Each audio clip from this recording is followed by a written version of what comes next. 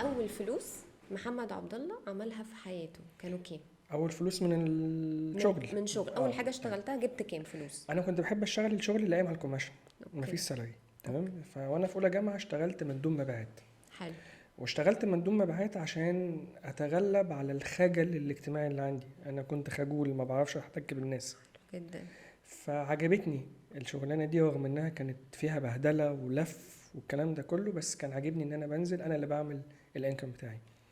فاول رقم او اول احساس رقم انا عملته كان الكلام ده كان في التسعينات، اوكي. كان 55 او 65 جنيه، وده كان رقم كبير جدا بالنسبه. 65 جنيه ده كان سنه يوم كام؟ ده الكلام ده كان سنه 98. اوكي، وده بس ده كان كان رقم كويس رقم كويس وقتها. كديلي، يعني ده كديلي ان انا اطلع الرقم ده في اليوم، ده كان اه. رقم كويس جدا. طبعا يعني عملت حاجات كتيره جدا احساسك بقى كان ايه يعني كنت مبسوط اول؟ جدا. لا ده انا كده ماليش حل. انا اوكي. كنت بروح عندي الاهلي في البيت، انا هجيب لكم بقى فاكهه واجيب هدوم ليا وهعمل يعني هبني لكم مستقبلكم. خلاص بقى لا خلاص كام، بقى. 65 جنيه ولا 68 قلت؟ 55 خمس. 65 جنيه في اليوم. حلو قوي. وانا اللي بنزل بجيب فلوسي، باخد فلوس ديلي. حلو. احنا فكان بدأنا بقى البيزنس السامبل امتى؟ بزنس اسمبل كانت فكره من 2019، اوفيشالي من 2020. حلو. ده كان بدايتها. من 2020 مم. في كورونا. في الكورونا.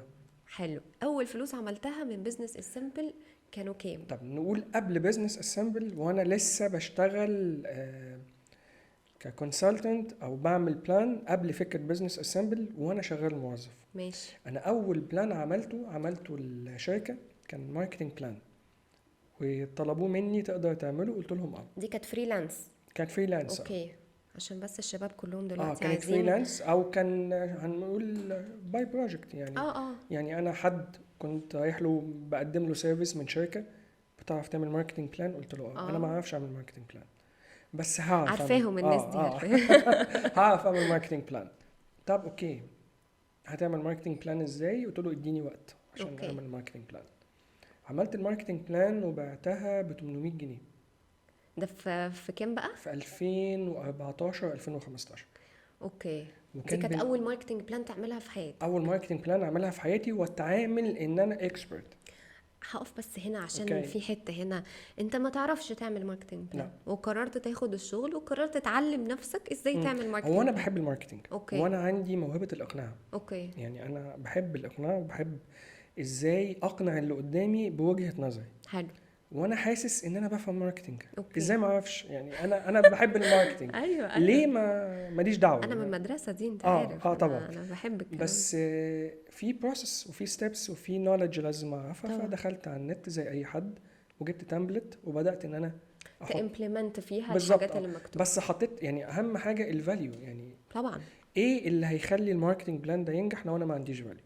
اوكي. فبدات ان انا اشتغل على الفاليو ده. وانا رايح اسلم الماركتنج بلان جات لي فكره تانية خالص. قمت راجع عدت كتابه الماركتنج بلان ديت، لان انا حاسس ان انا بقدم حاجه ديفولتلي مش حاجه. حلوة جدا. يعني انت لما حسيت انه البروجكت مش ماشي زي ما انت عايز، رجعت وعدلته وعملت الابديت طبعا. بتاعك وكانت الماركتنج بلان دي من 5 ورقات A4 على الوورد. انا بالنسبه لي يعني انا دول اجمد حاجة في عامل الدنيا. اعجاز. طبعا. انا كنت بتباهى بيهم. بص انا عامل ايه. وقدمتها للشركه والشركه عجبتهم جدا، وخدت اول 800 جنيه وما كنتش مصدق ان انا عندي كلام بيتباع.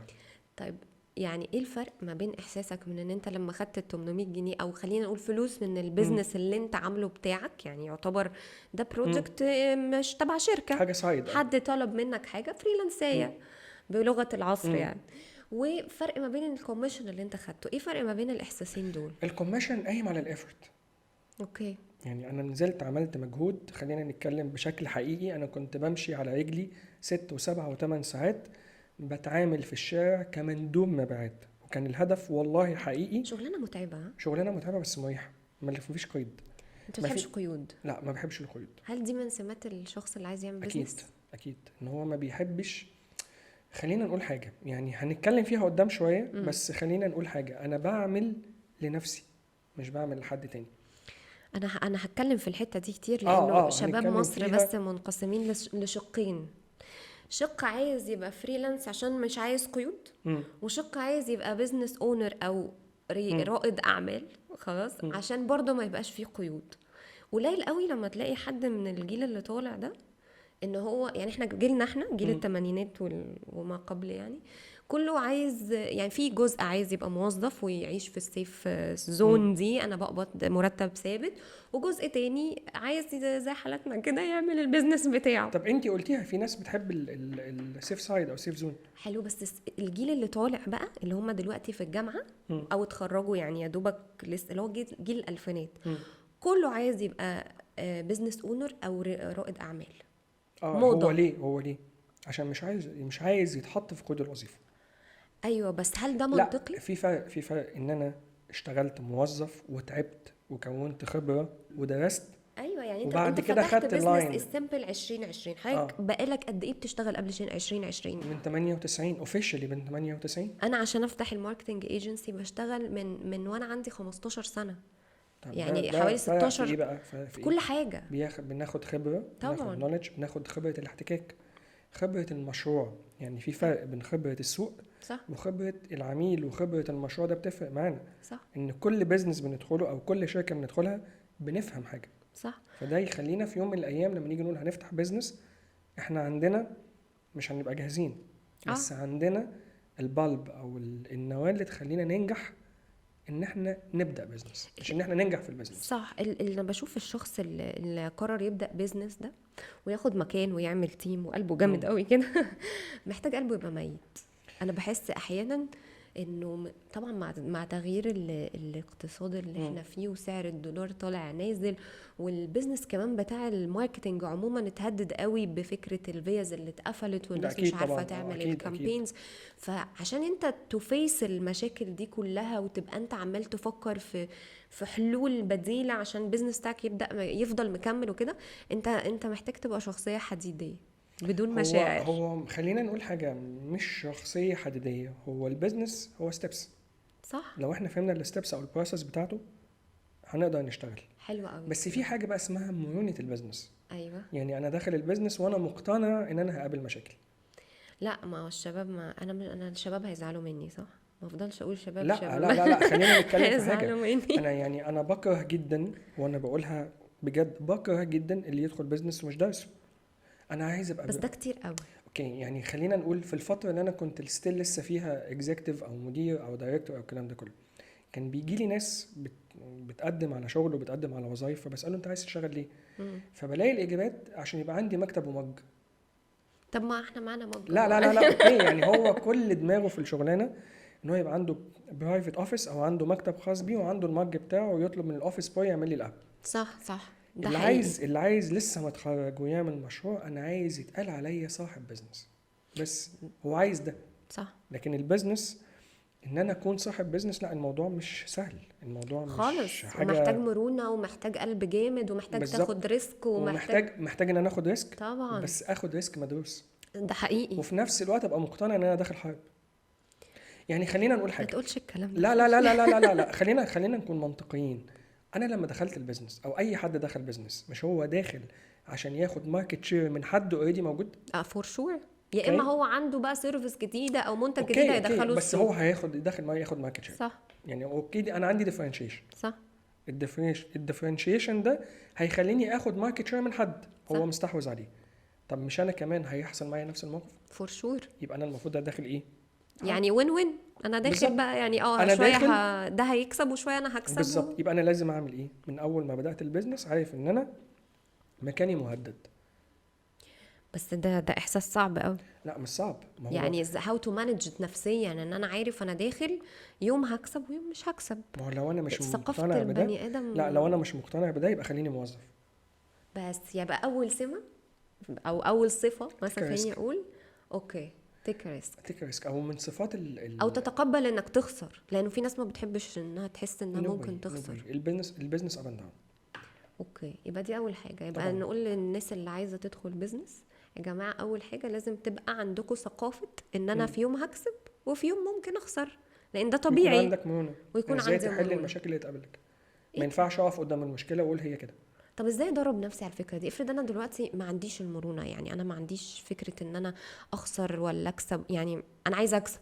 في ناس كده ومعاهم فلوس ويقدروا يعملوا بيزنس. ازاي امرن نفسي على فكره ان انا لا، انا ممكن اخسر، او هل مثلا بيبقى لما بنعمل الاستراتيجي بيبقى ده مدروس فانا شايفه فانا متوقعه في وقت هو معين؟ في حاجه اسمها ريسك اناليسيس، يعني اوكي. دراسه المخاطر، بس صح. دراسه المخاطر اللي احنا بندرسها، احنا بندرس المخاطر اللي احنا متوقعين انها تحصل، ده حقيقي. وفي حاجات لكن بتبقى في اوت حاجات اوف. ملهاش علاقه ممكن بالسايد بتاعنا. يعني الفيز اللي اتقفلت دي كانت بالنسبه محدش لي يتوقعها. خالص ما اوكي، وعلى توقعتهاش. فكره انا من اول ما بدات بزنس السيمبل عدت عليا مخاطر كتيره جدا ملهاش علاقه بالبزنس بتاعي، بس اثرت بشكل غير مباشر. زي ايه؟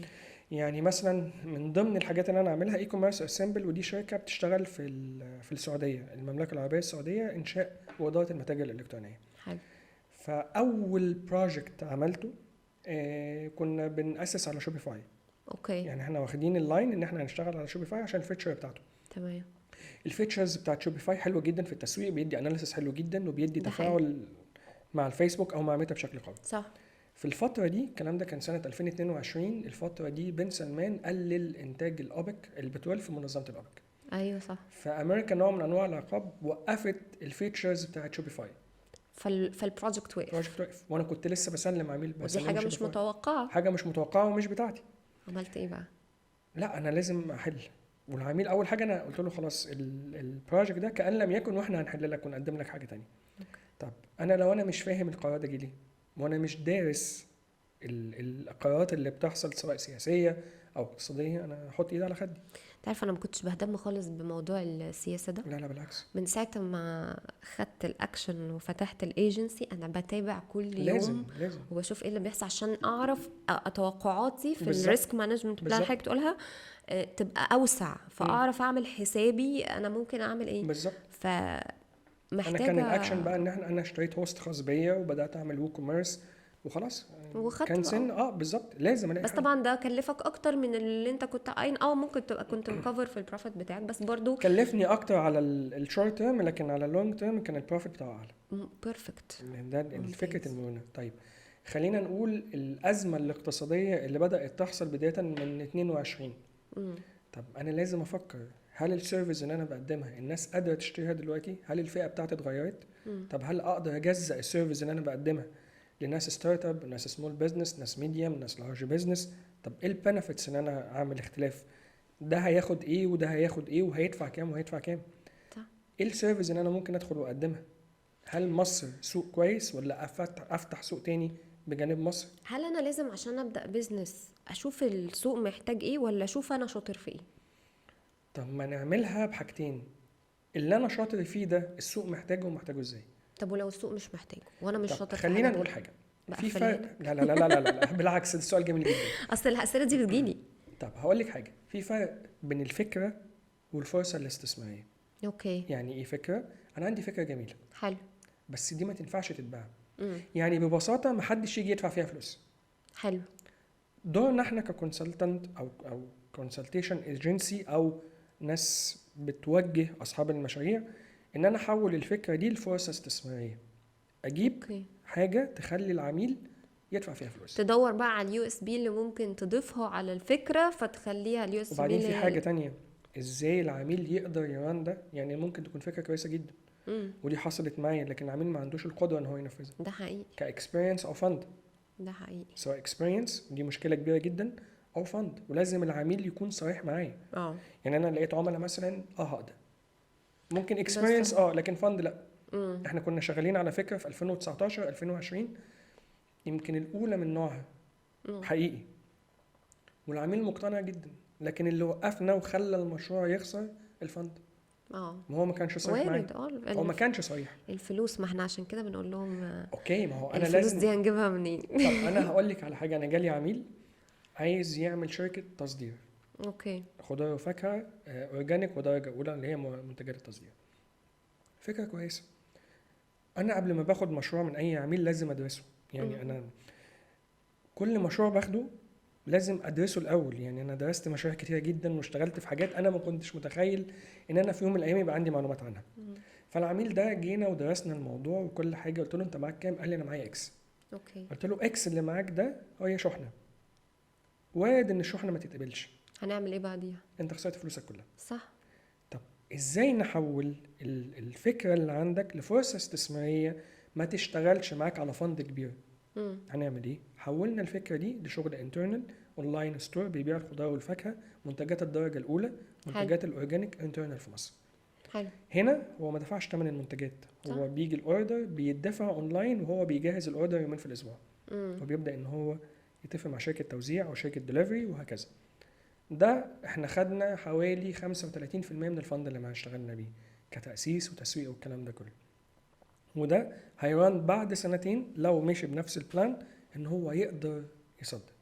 لكن الفكره كلها ان انا سيف الفند اللي معاكي واحميكي من مخاطر انا متوقع انها تحصل. لكن في أوكي. مخاطر احنا ما بنبقاش متوقعين. طبعا فور شور. يعني زي ما حكيت لك على موضوع الاوبك، for موضوع sure. الدولارز والفيز والكلام ده الفيز كله. دي كانت هنا بقى كارثة. المرونه، إيه اللي انا ممكن اعمله جديد يخليني اشتغل وهان البيزنس بتاعي. هتهز، هخسر، لكن ما اخسرش كتير، ما اوكي. بقاش متوقف تماما، او ما الحق يبقى عندي بالظبط. ثقافة ان انا على الاقل مش هقول ان انا اعمل بريك ايفن او ان انا اجيب مصاريفي، يبقى هامش ربحي اتاثر بس ما تاثرش قوي. نرجع للفلوس. طب خليني اقول لك حاجه. فاكره كورونا؟ طبعا. زي ما كانت ازمه لشركات كانت فرصه لشركات. صح. الشركات اللي كملت ليه؟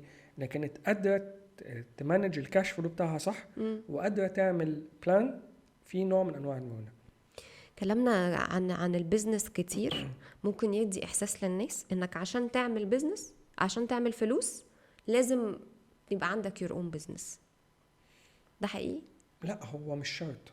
هو صح. انا لما بدات من 2018 فريلانس. اوكي. تمام. يعني وبتشتغل وبشتغل. يعني ما سبتش شغلك؟ لا لا لا لا لا. يبقى اول تاني حاجه بعد ما يبقى عندي مرونه ان انا ما اسيبش شغلي فجاه لا لا لا لا وقرر لا اعمل لا بيزنس. لا. مع اني اضطريت في 2020 ان انا اسيب شغلي فجاه، بس كان طب عندي بقالك سنتين. كان عندي باك اب يخليني ان انا احافظ على الدخل بتاعي. بالظبط. اوكي. لكن فجاه كده وهسيب؟ لا طبعا، نو واي. مش هقدر ان انا اوكي. مش هقدر ان انا اكمل. البيزنس محتاج اسيتس، ان انا او نقول محتاج فند، محتاج اصول ان انا اشتغل عليها، على الاقل التسويق. كم سنه لازم اسيف نفسي بالفلوس او بالفند عشان اقدر ارن بزنس؟ يعني لازم يبقى معايا باك اب فلوس قد ايه؟ طب نقدر نقول ان من 6 شهور لسنه من الدخل بتاعك. لازم ابقى مكفر نفسي 6 شهور يعني من سنة. 6 شهور كمينيمم، في المتوسط سنه. يعني مثلا ايفن لو انا الانكم بتاعي مثلا باخد 20,000 في الشهر كموظف، يبقى انا 20 في 6 او 20 في 12. اوكي. تمام. واقعد بقى بعديها، واقعد بناء على الاستادي اللي انا عملتها للبروجكت بتاعي، واكون بدات واعمل تيستنج للماركتنج وتيستنج للسيلز بروسيس، واشوف انا هقدر ادخل مبيعات ولا لا. مش هسيب وابدا لسه من الاول هحرق الاسيتس بتاعتي كده. صح. ما ينفعش. ده حقيقي. بالظبط. عايزين نقول للناس انت بتقول بزنس ايه سيمبل. كل اللي انت بتقوله ده سيمبل. طب هو ليه بزنس اسمبل؟ انا فكره بزنس اسمبل جت من 2018. انا كنت شغال في شركه، الشركه دي انا كنت عامل لها البلان بتاعها في 2017، وده كان تاني رقم اخده، كان فرق كبير بين ال 800 جنيه والرقم اللي انا خدته. طبعا مش هتقوله طبعا. لا عادي والله. لا بهزر. لا عادي، مفيش مشكله. لا ما تقولش. الشركه حبت تتوسع في 2018، انا بدات معاهم 2017. 8 2018 الشركه جابت ناس من اشهر بزنس كونسلتيشن في مصر. اوكي. وانا بالنسبه لي في الاول بقى، انا زي ما بقول الحاجات الكويسه اللي فيها، بقول الحاجات اكيد العيوب. كلنا فينا عيوب ومميزات. كان نوع من انواع الغرور. طب انتوا ليه تجيبوا الاكس او الشخص ده؟ انا موجود. اوكي. يعني انا موجود، انا اعمل لكم كل حاجه، من اللي اعمل لكم دراسه الجدوى. ايوه. فالاونر قال لي انت هتتعلم منه. لا انا مش محتاج اتعلم من حد، انا معايا. دي غلطه كبيره طبعا دي غلطه كبيره جدا. انا الشباب دارس كلهم دبلوم بيعملوا. التسويق من الجامعه الامريكيه، وانا لا ده احنا دارسين حاجات كتير لا ده قبل انا بتكلم. احنا عايزين نقول انا هتكلم يعني قول لي الحاجات دي جت امتى؟ ما شاء الله يعني. انا لما شفت الشخص ده واتعاملت مع الشخص ده، حسيت ان انا ولا حاجه. أوكي. يعني فعلا، يعني لما جم الناس الكونسلتنت دول وقعدت معاهم، لا اللي انا عندي ده ولا ليه لازمه. ناقصني كتير. لا انا مش ناقصني، انا ما عنديش حاجه اصلا. لا لا بجد، انا عندي خبره الموظف او خبره المدير. لكن لسه مش عندي خبره البلان اللي انا يعني اللي انا عملته للشركه وخدت الرقم ده. بس لكن ما عنديش ان انا ادخل. هم عجبوني في ايه؟ ان هم دخلوا لعبوا في تكوين الشركه. اوكي. عملوا ايه؟ يعني ادينا اكزامبل. الناس دي بتعمل ايه؟ دخلوا عملوا دراسه ماليه ودراسه تسويقيه، وحطوا فاليو، ودرسوا التيم، وحطوا عدوا على كل الاقسام جوه الشركه. كل حاجه. اوكي. وانا بقى كانت علامه الاستفهام ان الشركه دفعت رقم كبير للناس ديت، والناس دي عتاوله، يعني محدش يقدر طبعا. يقول الناس دي عامله كلام غلط. والبلان اتكتب 75 ورقه، في النهايه بعد 4 شهور اتحط في درج المكتب ومتنفذ. بس دي مشكله اونر بقى. لا هي مش مشكله اونر، امال مشكله هو اكيد مين؟ الاونر هو مش عايز يخسر. امال مشكله تيم. لا مشكله طريقه تقديم البلان. يعني الناس دي قدموا البلان ورق تقصد؟ لا هو ما قدموا كل حاجه، بس بطريقه بزنس كونسلتنت، بدماغ ناس دارسه بزنس. يعني انا كنت سبت الشركه، انا ما قعدتش مع الناس دي كتير، انا ما كملتش معاهم ال4 شهور. اوكي. لكن شفت البلان وقريته. البلان مكتوب اكاديميك، مش بشكل عملي. لا هو قالوا لهم ازاي ينفذوه، لكن ما ادهمش الوي. يعني انا لما اقول لك اعملي كذا غير لما ادربك طبعا تعملي ده. انا بالنسبه لي كانت علامه استفهام، انت ليه تدفع رقم زي ده وما تنفذوش وانت مقتنع ان الشخص ده ادالك السيرفيس كامله؟ يعني انت ما عندكش لوم على الكونسلتنت دوت. اوكي. دي كانت علامه استفهام كبيره بالنسبه لي. لما بدات ادخل بقى واعرف نفسي ان انا بزنس كونسلتنت، ايفن حتى وانا ستيل موظف، لازم يبقى في ديفرنشيشن.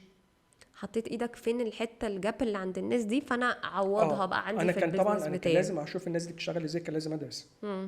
من 2018 انا كان لازم ادرس، ولازم ادرس كتير. درست ايه بقى؟ درست اول حاجه بزنس اناليسيز اونلاين ستادي من اسك بزنس سكول من اسبانيا. حلو. دي كانت اول حاجه، وازاي اعرف احلل البزنس.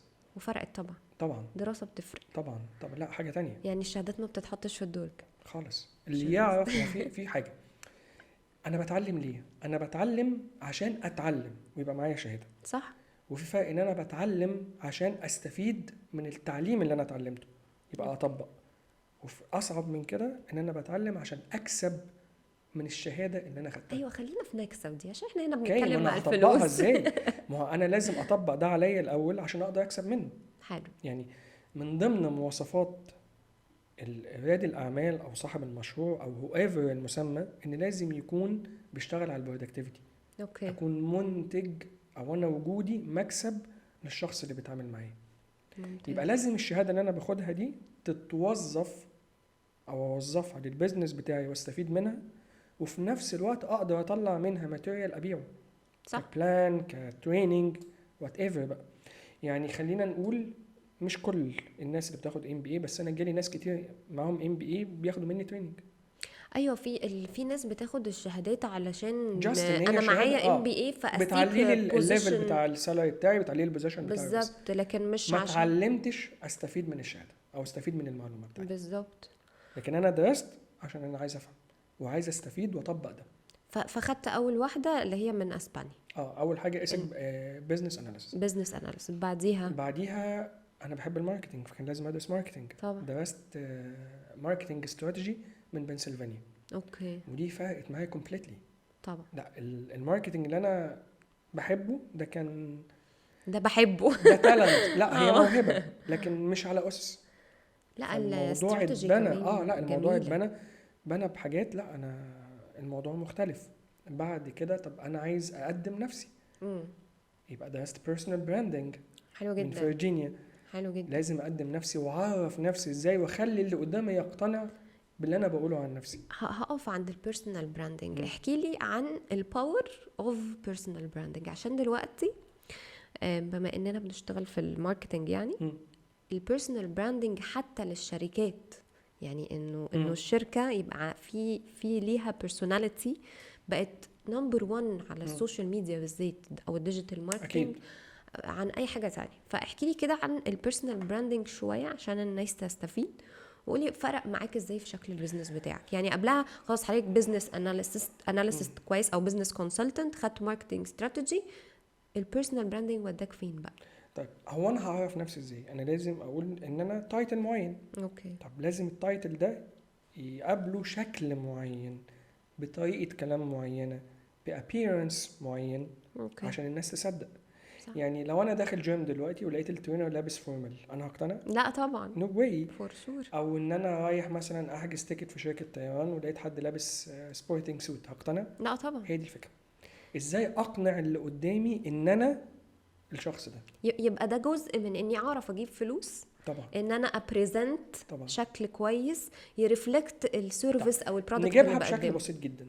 لو انت نازله تشتري حاجه مثلا من الخياميه، اوكي. سوق شعبي بس سوق جميل جدا، كل سنه انت وانت طيب. انت طيب انت متوقعه ان الناس اللي هتعاملك وتعمل لك مبيعات زي السيلز مثلا بتوع اعمار او دماك او لا طبعا نو واي، مش انت ممكن. داخله ولو لقيت بتوع اعمار بيبيعوا لي في حاجه حاجه، الخياميه هحس انه او لو دخلتي اعمار ولقيتيهم بيبيعوا لك بحاجه الخياميه، نو واي. اوكي. لكل مقام مقال.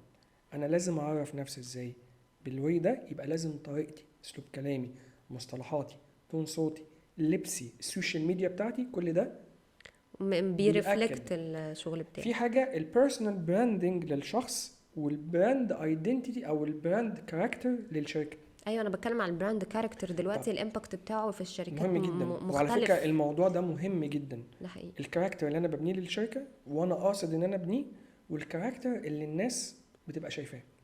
يعني من ضمن الحاجات اللي احنا بنعملها او الالعاب اللذيذه، لما بروح شركه بقول لهم لو كل واحد في الشركه كموظفين وكاونر وكل الكلام ده، تخيل الشركه دي شخص، بدينهم اوكي. كده سيرفي، هي راجل ولا ست.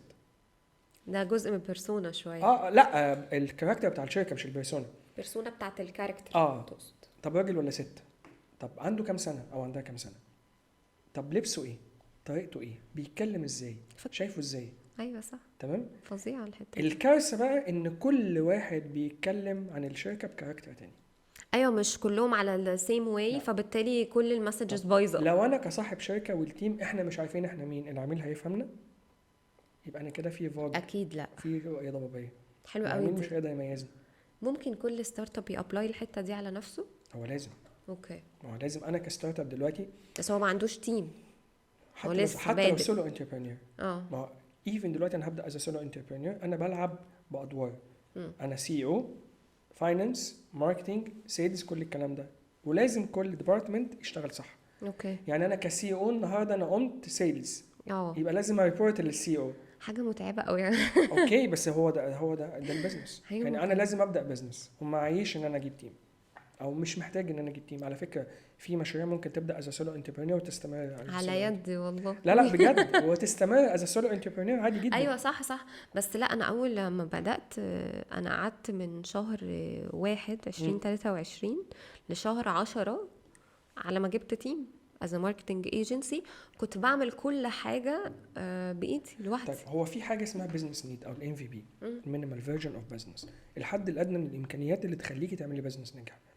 يعني انا ما عنديش مشكله اجيب او ما اجيبش، البزنس محتاج ده ولا لا.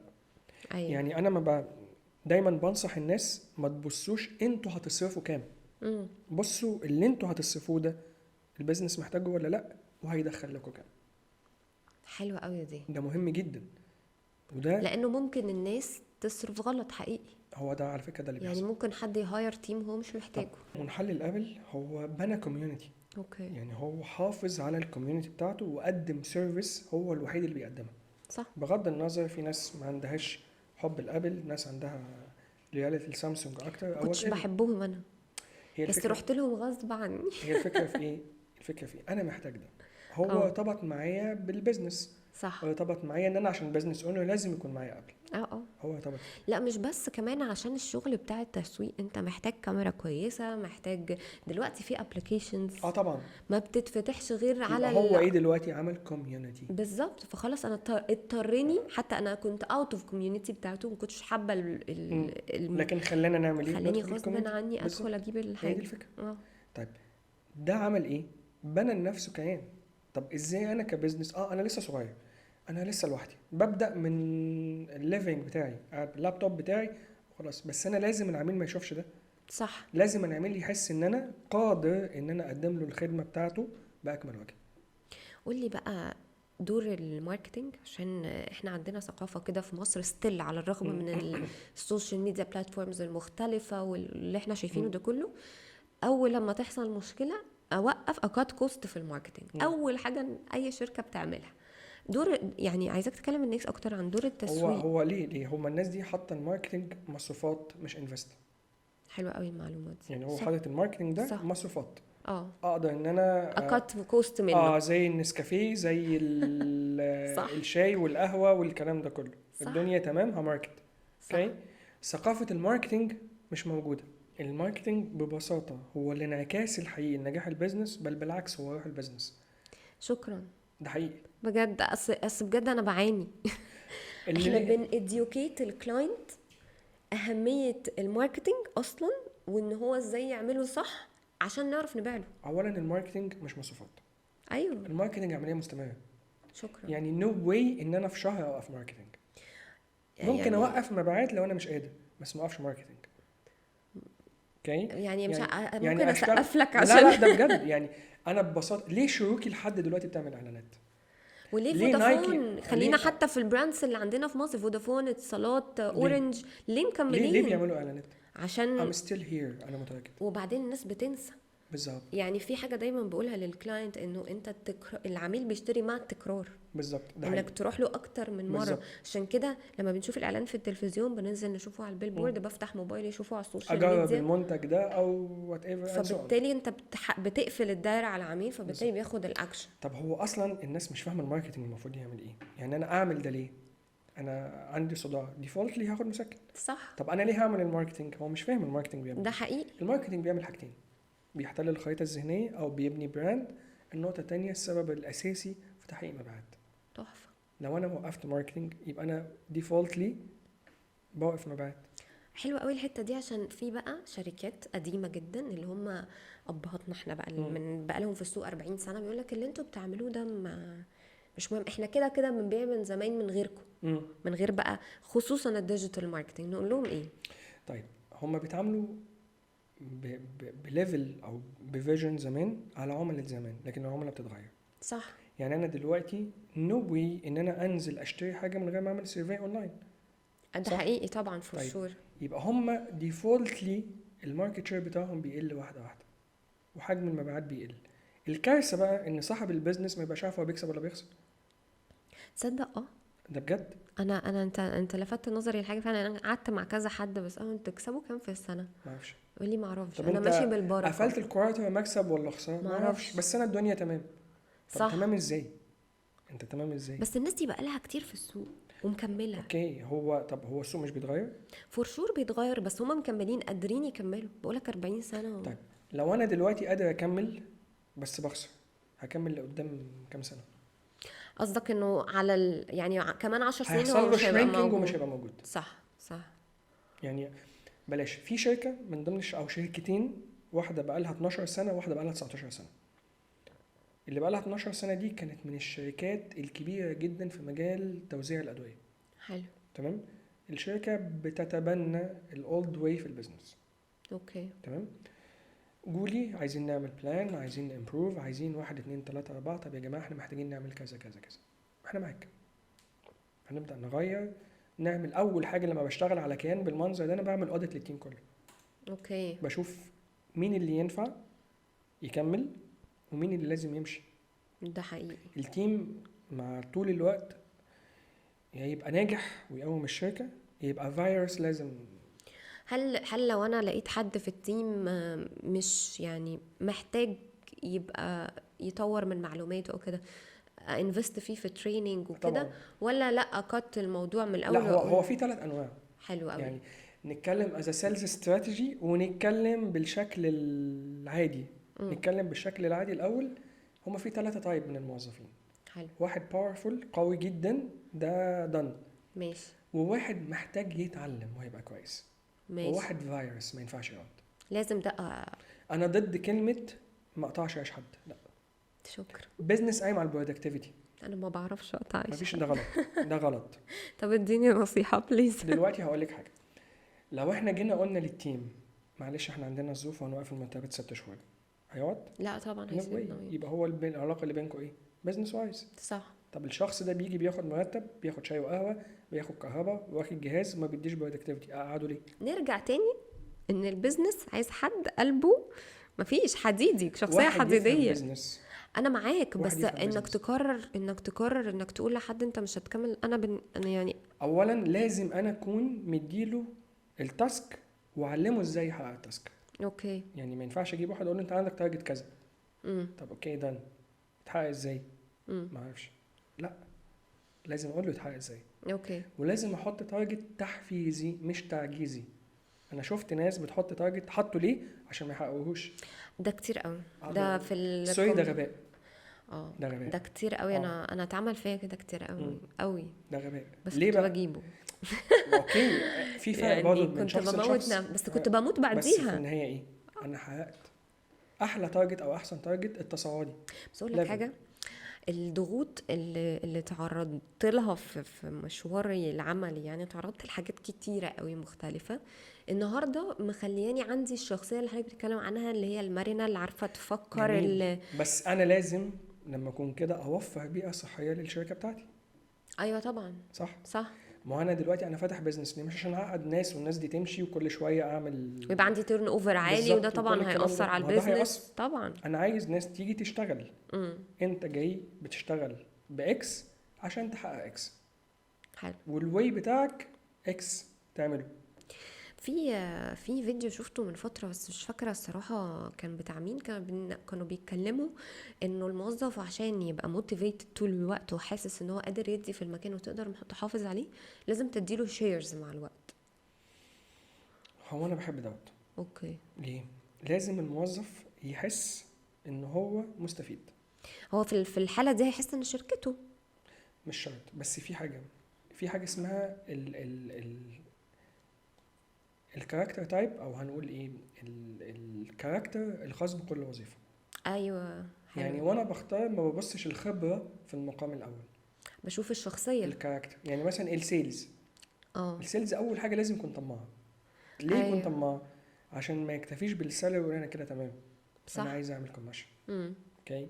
السيلز لازم يكون عنده قابليه على التعلم، لانه كل شويه لازم يتعلم مهارات جديده ويعرف اكتر عن علم السيلز وازاي يطور من نفسه والكلام ده كله. اهم صفه الامانه والمصداقيه. صح. وقع، ما عنديش مشكله انه يقع. المود بتاعه النهارده ما عندوش مود انه يشتغل بيحصل. عادي. تعرف دي أزمة كبيرة في الماركتينج. المفروض ان انا دوري ايه؟ ان انا اموتيفيت التيم بتاعي. شكرا. لا انا بتكلم بجد. خلينا حاسة نقول انك بترمي لا والله، خلينا نقول حاجه. اي موظف في العالم بيبدا كده. انا مين يديني موتيفيشن؟ طب انا ماليش مدير، انا اعمل ايه لا، دلوقتي؟ هو احنا بنشتغل على السيلف موتيف. طب وبعد السيلف موتيف احنا خلص؟ احنا لا مش الازازه اسمها لا فنزت. لا المسؤوليه. احنا في حاجه اسمها ايه؟ استراحه المحارب. ايوه. يعني استراحه المحارب ما بيرضوش. لا انا بتكلم عن انا بقول لك هو ما أنا- بيرضوش يدوني، لا بشتكي انا على الهوا. خلينا نقول حاجه بس. هو انا ما بحبطش، ما بيأس. فور شور بنحبط، ما احنا أكيد. بني ادمين. نعم. بس في حاجه اسمها ايه؟ انا وقعت مده، انا بقوم بنفض، بطبطب على نفسي، كمل. انا احلى وقت تاخد مني فيه شغل الوقت اللي انا محبطه فيه. هو كل واحد والله كل بتحدى واحد. نفسي اكتر. حلو. يعني انا بتحدى نفسي لايه؟ بتحدى نفسي عشان الناس اللي مسؤولين مني، ولا بتحدى نفسي عشان التيم بتاعي واقدر ان انا اصرف على الشركه، ولا بتحدى نفسي عشان انا عندي بيك كاتش؟ الحقيقه هم كلهم. انا لا، بالنسبه لي يعني انا ده كلهم دي حاجات جميله اولا جدا. انا ما عنديش لو بتسالني يعني انا ما عنديش في قاموسي حاجه اسمها انا فشلت. دي ما عدتش عليا. بس انا ممكن اكون مأجل النجاح، مش بتكلم عليكي، انا اه بتكلم عن الناس. لا يعني بحاول، ما نفعتش، حاول تاني. بس في ناس بتأجل المواجهه. ما ممكن. صح. طب هو في كتاب لشخص ما هو مش مصري، قولوا عادي لو فاكر. هو دونالد ميلر. دونالد حلو. ميلر ده من الناس اللي انا اتعلمت منهم كتير جدا. هو مش كتاب بالمعنى المفهوم قد ما بيتكلم في البيزنس وبيتكلم عن جزء معين فيه. فقال كلمة هي أثرت فيا بشكل قوي جدا. قول لي بقى. تحب الناس لما تكتب النعي بتاعك تحط قبل اسمك ايه؟ انتقل إلى رحمة الله المرحوم محمد، هتشر الاستشاري الأعمال محمد، وات ايفر. التايتل يعني اللي انت ايه عايز تأثر فيه بالناس. مش التايتل، الفينجر برينت اللي الناس تفتكرك بيه. حلو. يعني احنا بنبني تمام البيك كاتش بتاعي بعد 10 15 سنة. طب الطريق اللي انا هبدأه من دلوقتي لازم يوصلني لده. لما جيت سرحت في الكلمة، في ناس مش موجودين معانا ماتوا بس سايبين أثر. فور شور. طب الناس دي سايبه أثر ليه؟ فينجر برنت بقى بالحاجات اللي عملوها في حياتهم وفعلا احنا لسه بنستفيد منهم. تمام. في ناس لحد دلوقتي رغم ان هم عملوا كتب من التسعينات الا ان هي علامه في البيزنس. صح. نرجع لها. يعني مثلا مايكل جيربر طبعا. ذا ايمس او خرافه رياده الاعمال، كتاب اتكتب 93 او 96 لحد دلوقتي. الكتاب ده من ضمن المناهج اللي بتدرس في رياده الاعمال. مم. طب ليه انا ما اكونش كده؟ يعني انا بلاقي مثلا ناس بتتبسط جدا انها شغاله في شركات مالتي ناشونال وبيتباهوا. طب ليه انت ما تكونش الناس اللي بتتباهى انها عارفاك؟ مش عايزين نصدر للناس انه كله يصحى الصبح يا مستر يروح يعمل بيزنس بتاعه. لا انا ما بنصحش بكده، انا بقول اه ادرس خطوتك، ايوه في يوم من الايام اعمل لنفسك. على يعني فكره مش كل الناس مؤهله انها تفتح بيزنس. ما هو دي بوينت، ما انا مش عايزه برضو اللي بيسمعنا وهو مش في دماغه ان هو يفتح بيزنس يحس ان هو هو عنده اللي حاجه غلط، هيسمعنا، لا اللي او هيسمعنا يشوفنا يعني. وهيقتنع باللي احنا بنقوله الناس اللي عندهم نفس المنتاليتي. لان في ناس كتير انا اتكلمت معاهم قبل انا ما ابدا بيزنس وانا عندي حلم ان انا يكون عندي شركه. امم كنت بتكلم مع صحابي، يا سيدي كبر دماغك، مش عايز، مش هو دماغه مش شخصيته مش والناس المحبطه كتير. اه لا انت شوف لك شغلانه وخلي عندك بيزك سالري واعمل جمعيه، في جمعيه خد قرض مش عارف اعمل ايه، والحياه. بس ده معناه برضو هرجع تاني انا للسؤال اللي كنا بنقوله في الاول، معناه ان انا عشان اعمل فلوس لازم ابقى صاحب بيزنس؟ انت قلت لي لا. لا انا ممكن ابداها از فريلانس. لا كموظف ممكن يعمل فلوس كموظف في شركه. طيب هرد عليكي بحاجه تويست شويه. ماشي. في فرق ان انا اخلي امكانياتي بناء على الانكم بتاعي، او ان انا اخلي الانكم بتاعي بناء على احتياجاتي. اشرح. يعني انا دلوقتي اخلي احتياجاتي بناء على الانكم. انا النهارده بيدخل لي 30000، حلو. فانا هظبط وكستمايز احتياجاتي على ال 30000. حلو. النقطه الثانيه ان انا اجيب انكم بناء على احتياجاتي. ايه الصح؟ ان انا اجيب انكم بناء على احتياجاتي، يعني اشوف انا محتاج ايه وبعدين واجيب ابدا انكم، اشتغل على اساسه. اجيب انكم. امتى اشتغل ويبقى الفلوس مش يعني اوفر احتياجاتي؟ امتى اوصل للمرحله دي؟ هو فكره الحريه الماليه مم. لما اعمل كل احتياجاتي يتبقى 20% من الدخل. يعني اقدر اقول دلوقتي ان انا كموظف هبقى ليميتد؟ اه طبعا. يعني مهما قدرت ادخل انكم كده كده انت هتعمل فلوس موظف بس هيبقى الموضوع ليميتيشن جدا، بس في هتبقى limitation. ليميتد مش اه هتعرف طبعا. تكبر. لا طبعا. لكن انت عشان تبقى مثلا نقول مليونير او ملياردير هو المليونير دي بقت سهله، يعني كلمه مليونير دي سهله. معلش لا دي كلمه مليونير دي وما بتعملش حاجه. انا قصدي عشان يبقى معاك فلوس كتير قوي اوفر احتياجاتك تبقى بمفهوم ملياردير كلمه مليونير لازم أيوة. يكون صاحب بزنس. لازم يبقى صاحب فيهاش. طب خليني اقول لك حاجه. انا قبل ما امشي من شغلي او اقدم استقالتي انا عملت دراسه بسيطه جدا بين اللي انا بدخله للشركه واللي باخده. حلو. 1% اوكي. من اللي انا بدخله واللي انا باخده. مم. طب ليه ما يكونش موجودي ليه؟ هو انا معاك، انا من المدرسه بتاعتي انه انا ليه مجهودي، أوكي، بس بس انا قادره اتحمل. مش كل الناس مؤهله بالظبط. انها تبقى اصحاب مشاريع. مش عايزين نزعل الناس انا ما نلاقيهم انا بتكلم انا بتكلم مين دلوقتي؟ الناس اصحاب المشاريع. اصحاب المشاريع. بس اوكي. بالنسبه للموظفين سهل جدا ان انت تاخد شهاده وتطور من نفسك وتروح شركه مالتي ناشونال، بس ستيل انت موظف، ستيل عندك ليميتيشن في الانكم بتاعك، اوكي. ستيل عندك. فانت لو مش لوكينج فور اساسا ان انت تبقى عندك انكم كبير خليك موظف بالظبط. مريح دماغك، بالظبط. مش تدفع نور ولا كهرباء لا ولا لا خالص، لا ولا هيبقى عندك ولا يجي عليك مرتبات. شهرين 3 ما عندكش سيلز ولا بالظبط. الدنيا واقعه ولا عندك مشاكل ولا كل الكلام ده. بالظبط. طيب حلو قوي الكلام ده. ازاي بقى في البيزنس دايما بيقولك اول سنه صعبه، يعني اول سنه على الستارت اب دي اصعب سنه، زي اول سنه جواز كده. لا هي مش اول سنه، هي اول 3 شهور. اوكي. ده ليفل اوكي. حقبه. بعد كده اول سنه. أوكي. بعد كده اول 3. بعد كده بعد اول 5 سنين. يعني انا اقدر اقول ان البيزنس ده راننج وان انا صاحب بيزنس بعد 5 سنين. طب نحكيهم. يلا. اول 3 شهور انا لسه بتعلم بيزنس، بشوف ماشي. انا هقدر اران البيزنس ولا لا. حلو. انا بسميها فتره احتضان المشروع. اوكي. ولازم ما استناش منه. أوكي. يعني لازم يكون عندي السيفنج اللي يخليني اشتغل ل6 شهور. زي ما قلنا في الاول ان انت تسيف نفسك لحد سنه. لا انا بتكلم للبيزنس مش للبيرسونال لايف. اصلا كمان ده للبيزنس. ماشي. okay. يعني انا لازم ابقى انا عشان اقدم استقالتي اصلا وافتح ماي اون بيزنس عامل سيفنجز لنفسي انا في البيرسونال لايف، وكمان عندي بادجت او فند اصرف بيه على البيزنس لمده سنه. لا مش شرط سنه، ممكن 6 شهور. 6 شهور. على فكره انا بيجيني ناس ممكن يكون معاهم 4 شهور بس وتمام. احنا ممكن لازم ادي اوردر للماركتنج والسيلز ان هم لازم يشتغلوا. هو احنا ليه بنعمل دراسه؟ انت امتى مجبر تدخل وتدخل ازاي؟ ما انا لازم افهم ده. تمام. طيب خلينا نقول دلوقتي ان انا اول 3 شهور دول بالنسبه لي انا لسه بحتك بالبيزنس وبحتك بالمشاكل. لو انا مش عامل استادي انا هقابل مشاكل هتموتني. اوكي، انا بعمل بيزنس من وانا في تانية ابتدائي على فكره. قول لي اول بيزنس عملته في تانية ابتدائي اول كان ايه؟ بيزنس عملته وانا في تانية ابتدائي كنت بعمل ميداليات على خشب الابلكاش، اجيب ستيكر يا نهار ابيض. وبالاركت، كان عندي منشار اركت، واعمل ميداليات وانزل ابيعها في المكاتب. وكنت بتباع؟ من ورا بابا وماما. تانية ابتدائي صغير قوي، من كام سنة؟ تانية قليل. ابتدائي يعني ما 8 سنين. بس كان عاجبني الموضوع ده، انا بيزنس، انا صاحب شركه، اوكي. وكنت مبسوط جدا. ودي اول حاجة عملتها؟ اول حاجه عملتها. طب نرجع لموضوع ال3 شهور وبعدين تحكي لي الرحلة بقى، لان واضح أوكي. الرحلة فيها حاجات كتير. اوكي هحكي لك حاجات مهمة قوي. طيب اول 3 اول شهور. 3 شهور ده اللي بيخليني احتك بالمشاكل. حلو. لو انا قدرت اعدي 3 شهور، على فكره في شركات كتير جدا بتموت بعد 3 شهور ما بتكملش. ده حقيقي. مفيش فند، مفيش خبره، الناس يلا انا قررت اكون صاحب مشروع، صح. شفت حد عمل كذا هعمل زيه، ده ما مم. بيكملش. طب يعني انت معنى كلامك ان انت مش مع كوبي بيست ذن انوفيت؟ نو واي. مش كوبي لا بيست. طبعا، اوكي. لازم يكون في ديفرنشيشن. انا ليه هفتح؟ ما هو ذن انوفيت، يعني انا هفتح بالبيزك وبعدين بس في انوفيت، الاصل موجود فهيروح وده للاصل. واخد ماركت شير.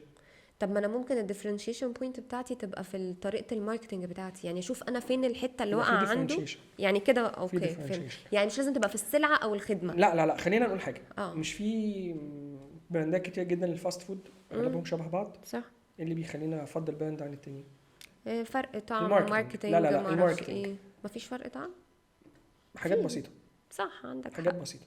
مش عايزين نذكر براندات لكن حاجات بسيطه، لا يعني خلاص، مش هتخليني اقول احنا ايه مقاطعين يا انا فندم. ممكن اوكي صح، هايلايت، احنا مقاطعين.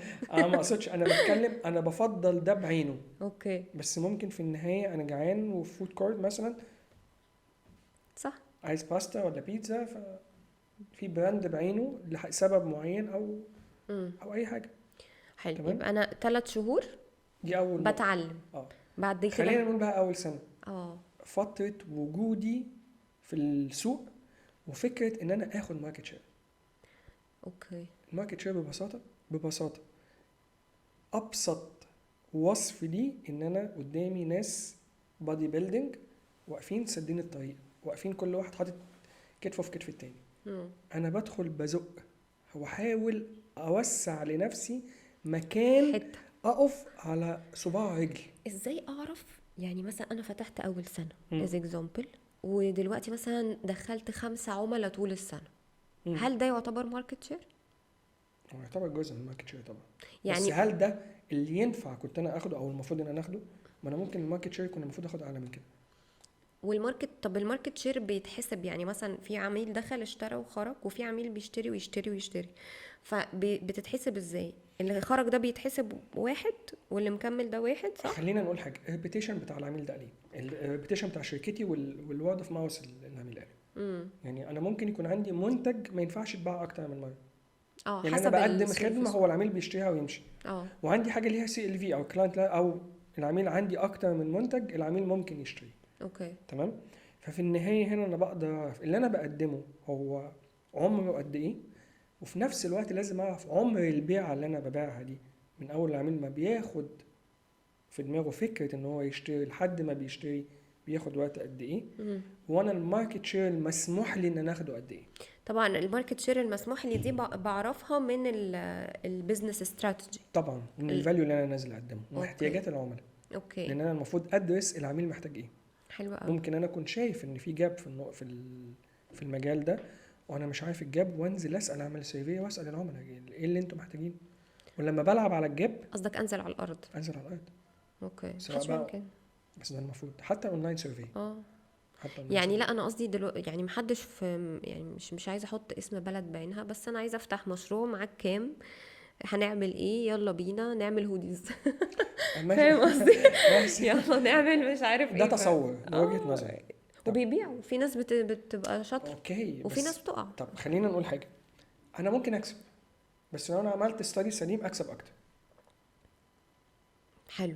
يعني انت قصد حضرتك ان انا ممكن اعمل اللي انا قلت عليه ده واكسب، بس ده مش هيخليني يعني اخد الماركت شير السليم اللي المفروض اخده. حلو. فكره ان انا اخد ماركت شير، انا ممكن يجي لي عملاء، بس هل انا باخد العملاء اللي المفروض الماركت شير سامح لي بيهم؟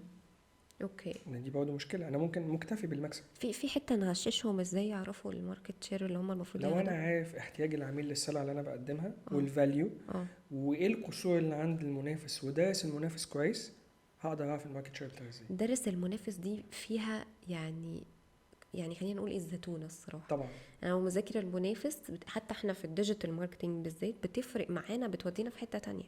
ده طب لو مهم. السوق مليان، يعني مثلا هديك اكزامبل انا بتعرض له كماركتنج ايجنسي. كل مصر دلوقتي عندها ماركتنج ايجنسيز. عشان ادرس المنافس عندي صعوبه اصلا لانه العدد كبير طب ما جدا. ندرس احتياج العميل اسهل. انا عملت كده فعلا، وبدانا نكستمايز عليه الاحتياج العميل ده يونيك سيلينج بوينت معينه ونروح له بيها. ف... ف... فهي دي بقى، ده كان سؤالي، ان انا لو انا مع الماركت مليان البيزنس ناس كتير قوي، اروح ادرس ايه عشان طب اعرف. خلينا نعرف الاول ايه هو تعريف المنافس. اوكي. المنافس 3 انواع. اه. في اوريدي منافس انا نازل اوريدي موته، حلو. انا نازل انا اوريدي بقدم احسن منه. حلو. وفي منافس انا نازل اخد جزء من الماركت شير بتاعه، جزء. مش عارفه اموته. لا أوكي. هو فعلا ليه تواجد وبيقدم حاجه مشابهه للي انا بقدمها، وفي بيننا وبين بعض نوع من انواع الفايتنج. حلو. وفي منافس انا نفسي اوصل له عشان انافسه، اه. يبقى انا لازم اعمل الاناليسيس بتاعي على الثلاث. يعني دول 3 types of competitors انا لازم ادرسهم في بالظبط. الاستراتيجي مين اللي انا بتاعتي. اوريدي نازل اوريدي انا مخلص هقطعك، عليهم انا already. هقطعك. يعني خلينا نقول مثلا مع احترامي لكل الشركات اللي مش عايزين بتقدم، نزعل حد. لا انا بتكلم ماشي. الناس اللي رابطه الماركتينج بعدد الفيو ده او بالباقه. ده الباقه دي خسرتني ناس الباقه اوكي، ما دي. هو انا مش شرط ان انا ابيع لكل العملاء. بس انا ضد اقول لك على حاجه، بس مش عارفه ينفع نقولها، بس انا هقولها بقى. من 3 ايام كان عندي مكالمه مع حد من ميتا، خلاص، اللي هما بتوع الفيسبوك والانستجرام. فبقول لها بتتكلم معايا عن التطورات بتاعت شهر رمضان وكده والانسايتس وكده، وبعدين جت سيره ان احنا كايجنسي يعني بتريكومند عليا شكل كامبينز معينه نروحها. فبقول لها، ففي النص قالت لي باقه. قلت لها انا ما ببيعش باقه. قالت لي ما ينفعش. تخيل. قلت لها يعني ايه؟ اوكي. قالت لي عشان انت السوق كله لو انت هتارجتي عملاء جوه مصر انت لازم تعملي باقه. المينتاليتي، انا بقول لها انا بشتغل ازاي. احنا بنكلم الكلاينت، بناخد بريف، بناء على البريف ببدا اعمل الاناليسيس بتاعتي، بناء على الاناليسيس والنيدز بتاعت البيزنس بعمل الديجيتال ماركتنج استراتيجي، ذن نبدا نترجم الاستراتيجي لبلان. قالت لي انت بتقولي ده مش موجود في مصر. لا موجود. ايوه بس انت متخيل؟ قالت لي نيش قوي، فانت الكلاينت اللي بتدوري عليه ده وانا يعني. على فكره انا بحب التخصص، بس في صعوبة في الوصول للكلاينت ده. يعني انت المهم- محتاج كستارت اب بزنس. انا يعتبر ستارت اب، انا بقالي ماشي، سنة اوكي ونص في اوكي. السوق. ما انا برضه لما بدات كنت ستارت اب، بس الموضوع وانا كنت بقدم لهجه في البيزنس مختلفه مفيش شركه بتقدمها. صح. ازاي انا اترين صاحب البيزنس واعلمه بلان واخليه هو اللي يطبق البلان، مش ياخد بلان مكتوب وما يطبقوش. صح. الفكره كلها ان احنا بنلعب على احتياجات العميل. اذا كان ميتا نفسهم قالوا لي اعملي اللي باكج. كلمتك من ميتا دي واحده متخصصه في ميتا، مش متخصصه في الماركتنج. صح ده حقيقي. ما ناخدش الكلام بس منهم قاعده مسلمه لا بيها. مش قاعدة. بس هي الصراحة البنت كانت فيري هيلبفول. بس هي كانت بتريكومند في انه في ميتا. شهر رمضان بالذات لو عملتي باكجز هتبقى، لانه رمضان الالجوريثم بتاعت الفيسبوك دلوقتي هي بتقولي بتفهم الاوفر. يعني مجرد ما تلاقي كلمة اوفر او عرض او باكج ما او انا كده. ممكن احطها يعني من ضمن الحاجات اللي انا برشحها، ان احنا لما نيجي نكتب كونتنت نحط فيه اوفر يو كانت ريفيوز. بس في استراتيجي تاني بتقول لو العميل اتعود منك على الاوفر مش هيشتري منك لو انت بطلت تبقى انا اوفر. اعمل اوفر. حلو. يعني ازاي اعمل إمتى؟ اوفر؟ يعني انا دلوقتي حاطط سعر، هاجي اكسره وعملت اوفر، فضلت اعمل اوفر على طول، ده بقى الديفولت بتاعي. اوكي. لازم في لحظه اعمل اوفر وفي لحظه اوقف الاوفر. بس اعتقد الكلاينت لو جه على اوفر مش هيشتري تاني غير لما ينزل الاوفر اللي بعده، ولا هما دول تو بيرسونز؟ لا هو الفكره كلها في عميل ممكن يشتري دلوقتي، اه. او بعلم المبيعات بيقول ان في 3% جاهزين دلوقتي يشتروا من اي حد. اوكي. انا هاخد منهم كام في المية من الثلاثه. اوكي. وفي عميل وده الاهم اللي بياخد وقت يدور على الانسب، اللي بيحلل وبيشوف ويقارن بيني وبين ناس تانية. ده عايز اوفر اي ثينك. لا مش شرط. مش شرط. ده عايز فاليو. اوكي. من ضمن اللي ممكن يوقف الموضوع ان العميل ده مش مع البادجت انه يدفع لي، انا غالي عليه. هو لقى الفاليو اللي بيدور عليها بس مش فساعتها تعمل له اوفر. اعمل له اوفر. اوكي. والمفروض ان انا اكون ذكي وانا بعمل الاوفر. مش لاي حد. يعني اوكي. المفروض ان انا اشتغل از فانل واوجه للناس اللي انا شايف ان هم ما اشتروش او ما عملوش ديل معايا بناء على البرايسنج بتاعتي. طب قولي بقى ازاي البيزنس سيمبل، يعني ازاي انا مثلا لو حد بيتفرج دلوقتي هبقى شويه يمكن عشان احنا جوه البيزنس. البيزنس ففاهمين شويه، بس ازاي بسطها لهم، يعني بسط لي طب الدنيا. هو البيزنس قايم على ايه؟ ايه؟ يعني انا عشان اعمل بيزنس انا ايه الدراسه اللي انا لازم اكون اعملها؟ اول حاجه التخطيط الاستراتيجي. حلو. ببساطه انا عايز اوصل لايه، امتى، وليه. حلو. التخطيط الاستراتيجي ده بيخلينا نحدد التولز والفند والتيم اللي احنا محتاجينه، وازاي نشتغل على الحاجات دي عشان نطلع منها بيزنس ناجح. تمام. تاني نقطة الماركتينج. ازاي اعمل ماركتينج استراتيجي تخليني انزل اخد ماركت شير. بيرفكت. لازم افهم ان الماركتينج بيعمل حاجتين، بيحتل الخريطة الذهنية او بالمعنى الدارج awareness. بيبني براند. النقطة التانية بيحقق مبيعات. يعني الماركتينج اللي ما بيعملش مبيعات ده فيه حاجة غلط. ده شور. اوكي. ماركتينج ايكوال سيلز، والماركتينج في الاصل ايكوال بروميس. لو انا عندي وعد لازم انفذه. ما اوكي. عنديش وعد او وعدت وما نفذتش انا كده بموت نفسي، مش هبني براند. حلو. النقطه الثالثه السيلز ستراتيجي. السيلز استراتيجي ومن اهمها دلوقتي السيلز فانل او الاونلاين سيلز فانل.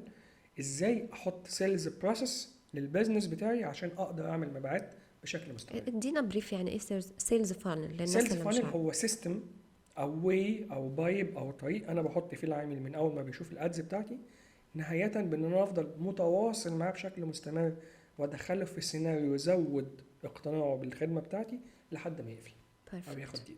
حلو. سواء بقى اتمها على السوشيال ميديا، اتمها على سيلز فانل سوفت وير. من اغبى الكلام او الطلبات دراسه الجدوى الخماسيه. مفيش حاجه اسمها كده. اوكي. دراسه الجدوى الخماسيه عاملها لك في حاله لو انت ثبت لي سعر الصرف، ثبت لي الوضع الاقتصادي. طبعا ده مستحيل. مستحيل. يمكن دراسة الجدوى هي ببساطة هي توجيه رأس المال وفهم احتياجات المشروع المالية وتحويل المصروفات ل ROI. حلو جدا. ازاي نفهم ده ونشتغل على البلاك فيجن سكول. يعني ايه أسوأ سيناريو ممكن يحصل؟ أعلى مصروفات بأقل إمكانيات. هل أنا معايا الفند ده؟ طب النقطة التانية إمتى أنا مطالب إن أنا أحقق مبيعات؟ اوكي. هو ديفولتلي المفروض إن أنا يكون معايا الأسيتس أو الفند بتاع أول سنة. حلو. وفي مشاريع بتتطلب 4 سنين زي المشاريع العقاريه بالظبط حسب الحجم كمان. على حسب الحجم، لكن هنقول ديفولت لي سنه. بس انا ممكن يكون معايا اول 3 شهور. اوكي. يبقى انا لازم ادي اوردر حالا. الماركتنج والسيلز انتوا لازم تدخلوا لي مبيعات مشروع الثالث. يبقى انا لازم احط بلان حاجه ايرجنت. اوكي. يعني نو واي ان ده ما يحصلش. حلو. طب هل بقى البيزنس عنده الابيليتي ان هو يحقق ده؟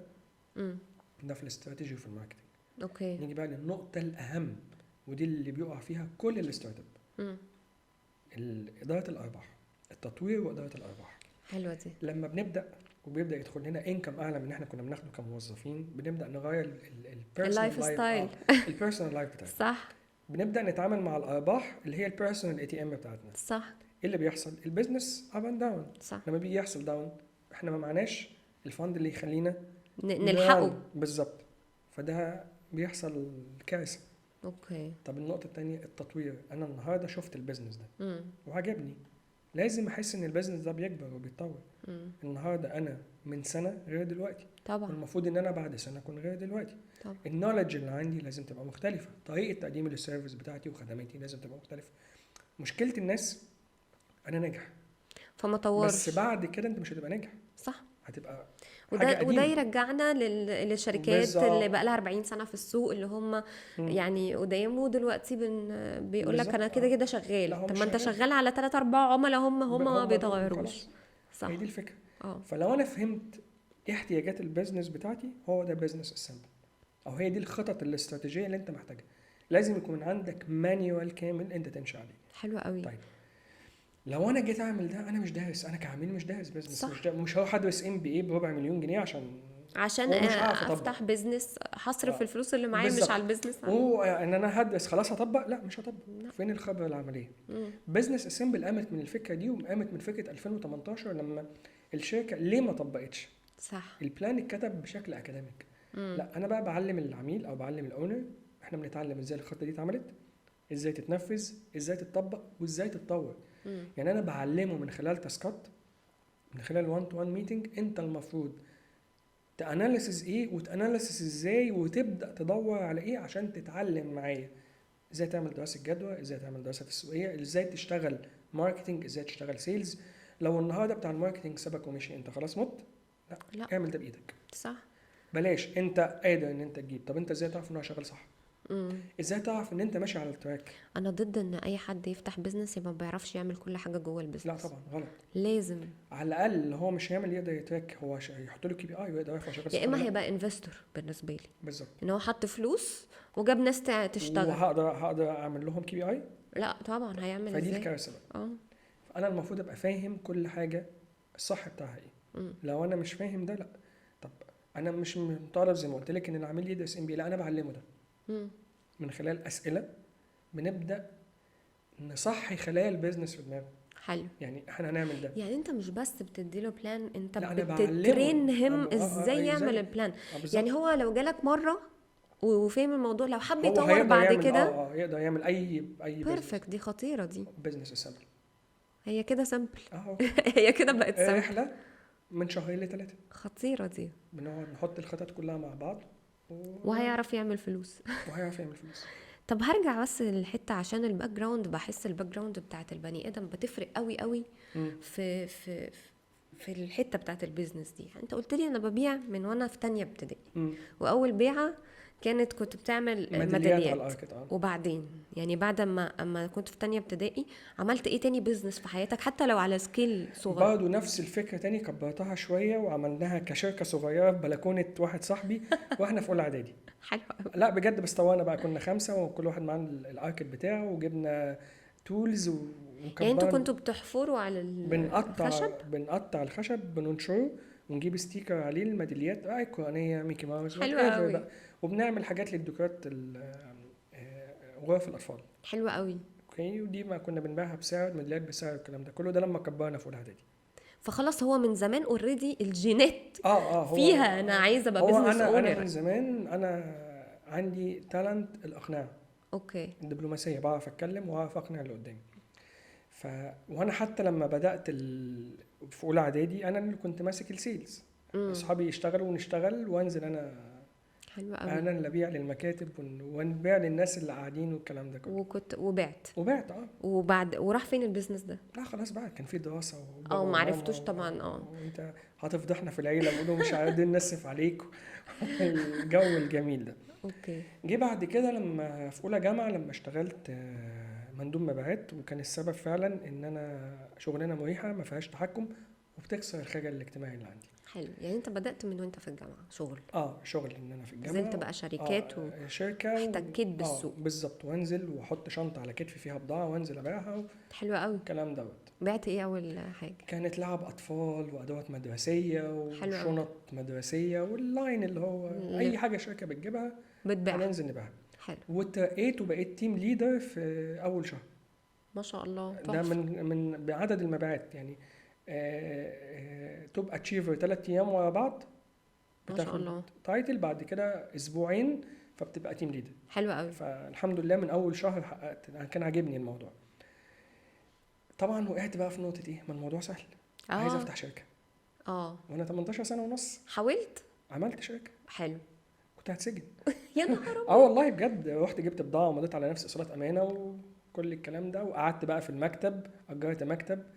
اجرت مكتب جنان. ده قلبك جامد قوي. لا خلاص بقى، انا ببيع انا. فخلاص. خلاص. وجبت ناس والكلام ده كله. جبت ناس. 18 سنه. 18 سنه ونص وجبت ناس. وبعدين طبعا هم خدوا البضاعه، ما حدش باع. انا طبعا ما عرفتش تبيع كل الكميه دي. لا هو الفكره كلها ان انا واخد البضاعه، ما دفعتش فلوس. ايوه بتبقى كده. ومضي على نفس اصرار امان. وجبت اصحابي، وده كان اول درس اتعلمه في البيزنس. ما تعتمدش على اصحابك. شكرا. بجد. ولا قرايبك. هو كان من ضمنهم ناس قرايبي. صح. منهم اللي مش هيقف جنبك ومنهم اللي هيغير منك. اوكي صح. اوكي صح. انت مش خايف وانت بتقول كده؟ اخاف ليه؟ ما دي حقيقه. ما هو هيسمعوا البتاع. تمام. مش هيزعلوا. لا قطعتهم. لا ده وقائع. صح. دي حاجات حصلت. فاللي خايف ان انا اواجهه بالحقيقه، طب هو ليه ما خافش وهو عملها؟ ايوه صح. اوكي. فجينا الناس جم اول يوم يلا ننزل نبيع 3 4 قطع اللي بيبيعوا، انا كنت بنزل ابيع بال30 قطعه. فانت متخيل ان كل الناس هتبقى عندهم نفس اه البروجرس واحنا ده نقف جنب بعض والكلام ده اه كله. مفيش الكلام ده. طبعا هرجع واقول ان انا كنت لسه صغير دماغ. اه مفيش الوعي اه الكافي فقفلت المكتب وسبت البضاعه فيه وهربت، مشيت. خفت. خفت مش خفت. طب ليه مفيش ما مسؤوليه. رجعتش مفيش احساس بالمسؤوليه، ما رجعتش ليه البضاعه للناس لا انا وخدت عايز ايصالات؟ فلوس. حاجه انا عايز فلوسي، مش عايز ارجع البضاعه. دي مشكله تانية. طيب سبت له الدنيا، خد البضاعه بتاعته. ليه عندك مبلغ كان ليه كام في الوقت ده؟ 450 750 جنيه، رقم في 98 و99 ده كان رقم. إلى حد ما كبير، بس كان سهل إنه يتجاب. وكان بقى هو صاحب المنتجات أو البضاعة بيكلمني عايز فلوسي وعايز جنك اللي عندك اعمله. اوكي. عايز جنك يا ابني. أنا لسه شاب صغير. بقى أنا شاب لسه صغير، بقى ما تدفعش عليا قضية. وكنت مقتنع إن أنا 18 سنة ونص معليش قضايا. اوكي. طلع إن أنا عليا قضية تجارية صح. أصلا يعني. فأنا تصدق ما اعرفش المعلومه دي. لا 18 سنة ونص ينفع قضية تجارية، بس انا إثبات لسه أمانة. تمت 19 المهم فطبعا والدي بقى جه قال لي انت عملت ده من وانا قلت له انا عملت ده. قال لي عملته من وانا قلت له اه. قال لي طيب زي ما دخلت نفسك طلع خرج نفسك، نفسك. ماليش دعوه. حلو. بابا انا هتسجن. قال لي والله لو اتسجنت هبقى اجيب لك عيش وحلاوه نصا. اوف. نده لماما ما تدوش فلوس، مفيش جامعه، وبعدين وعيني هتطلع منها ازاي؟ طبعا انا هيدمر مستقبلي، انا هتسجن، انا بدات اشوف صحابي ما حدش عارف يعمل حاجه محدش فكر اصلا انه يساعدني اصلا. فدي كانت تاني درس اخده. يعني زي ما قلت لك تاني درس اخده ان انا ما احتاجش لحد. اوكي. بدات افكر طب اعمل ايه. بدات اشوف ايه اللي انا ممكن اعمله لحد ما ربنا جاب لي فكره ان انا اعمل رحله للدريم بارك. اطلع رحله عملت حاجه تانية خالص تجيب فلوس. اجيب فلوس عشان اوكي. بالصدفه اتعرفت على هيد كاشير في دريم بارك. طلعت رحله طلعت منها 390 جنيه. انت كان عليك 600 وشويه كان 750. 750. اوكي. رحت دفعت حوالي 250. حلو. لا ما انا سبت ليا شاب خالص يعني. لا سبت ليا لا شباب بصراحه. جبت حاجه كده كانت ديكور كده كان عاجبني فاضطريت ان انا اجيب. جبته ازاي وانت اساسا هتتسجن؟ بس عجبني. كان هيكل عظمي مسجون اصلا في سجن وحطيت فبيفكرك باللي ممكن لا يحصل. انا بحب الحاجات الفيتاليتي ديت اوكي. بعديها بشويه الرحله سمعت والناس ايه ده محمد بيعمل رحلات، عايزين رحله تانية. حلو. كنت اعمل رحله تانية جابت لي 500 جنيه 600 جنيه. حلو. قمت دفعت بقيه المبلغ وخلص الموضوع. رحت قلت عملت لبابا ايه بابا بقى؟ انا بشكرك إن بجد، انبسطت جدا من رد فعله وعلمني ان انا ما احتاجش لحد وافكر في حلول للازمه اللي انا فيها. فكرتني بقصه كده يمكن اول مره هقولها.